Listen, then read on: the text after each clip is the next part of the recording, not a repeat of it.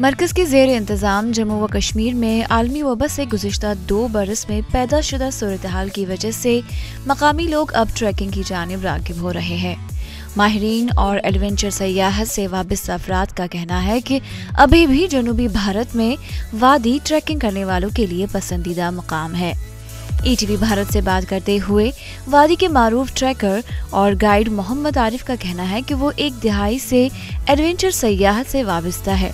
आलमी वबा की वजह से एडवेंचर सयाहत पर काफी बुरा असर पड़ा है, लेकिन गुज़िश्ता बरस सितंबर से काम दोबारा शुरू हुआ और इब्तदाई तौर पर बाहर से ट्रैकर वादी आए थे।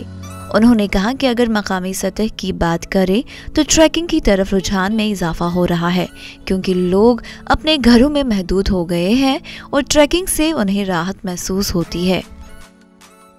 अभी जो लोकल लेवल पे इसका रुझान बढ़ने लगा जब से कोविड आ गया, क्योंकि लोग जब घरों में महसूर हो गए कोविड की वजह से, तो एक एंजाइटी क्रिएट होती है और बाकी और बीमारियां इंसान मुब्तला हो सकता है।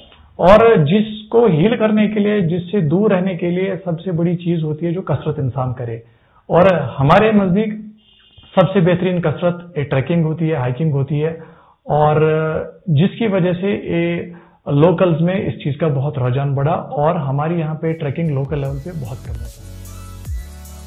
आरिफ का कहना है कि ट्रैकिंग आसान नहीं है, खतरे हैं, लेकिन खतरात को सही हिकमत अमली से कम किया जा सकता है। देखिए, एक फेमस सेइंग है एडवेंचर के related, adventure is subject risk.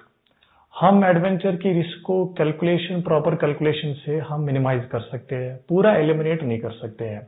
तो इसीलिए मैंने पहले ही आपको बताया कि इसमें ट्रेन होना जरूरी है, इसके लिए कोर्सेज है, इसके लिए जो लाइफ सेविंग स्किल्स है, या विल्डरनेस में कैसे आपको रहना है, कैसे आपको सरवाइव करना है, ये एक कला है जिस चीज को सीखना जरूरी है।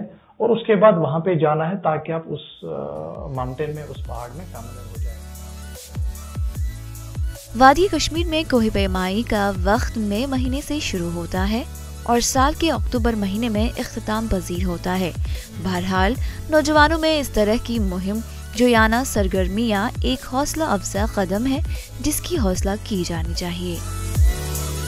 ETV भारत के लिए जुल्फी की रिपोर्ट।